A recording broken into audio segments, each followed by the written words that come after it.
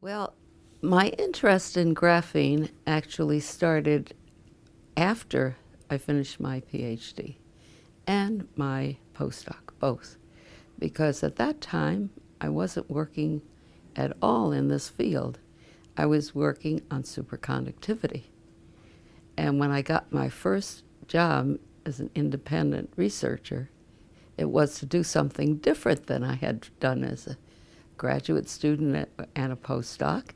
And they told me I could work on most anything, but not what I knew something about. So that is actually very good advice to a young person starting a career, because you bring new ideas to a field that you don't know anything about. And that's not a bad way to start for you, and it's not a bad way to start for the particular field that you're entering. The concept of graphene came along in 1947, but nobody paid very much attention to it. I was fascinated by it because it had a linear E versus K, and everything else that people were working on at the time had a quadratic dispersion relationship. So I was wondering why this was and what was so special about it. So that was my fascination.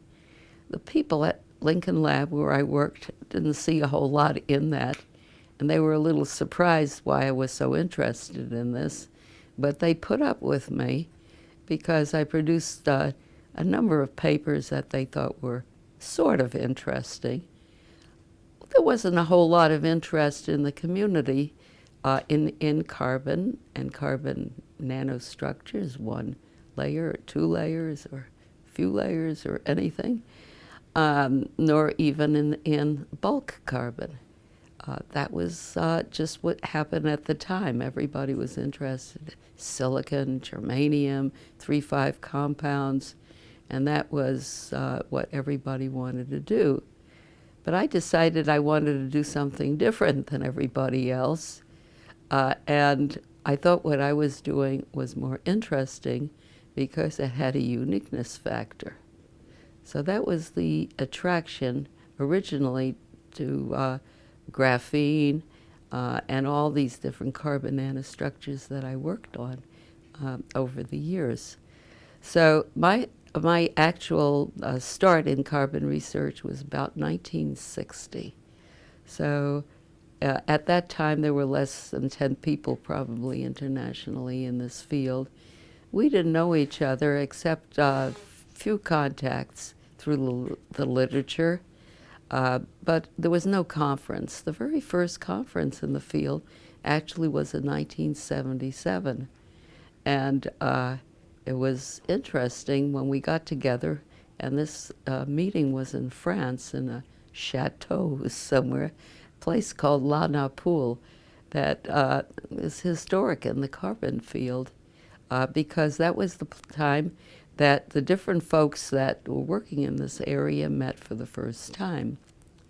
So, for example, Hans-Peter Böhm, who is the person that actually measured something, made single-layer graphene for the first time in the 1961-62 time frame, was at this conference. But even though he started working in this area, published a few papers, he never followed up on this because nobody paid much attention to this work, but they paid attention to other things that he was doing.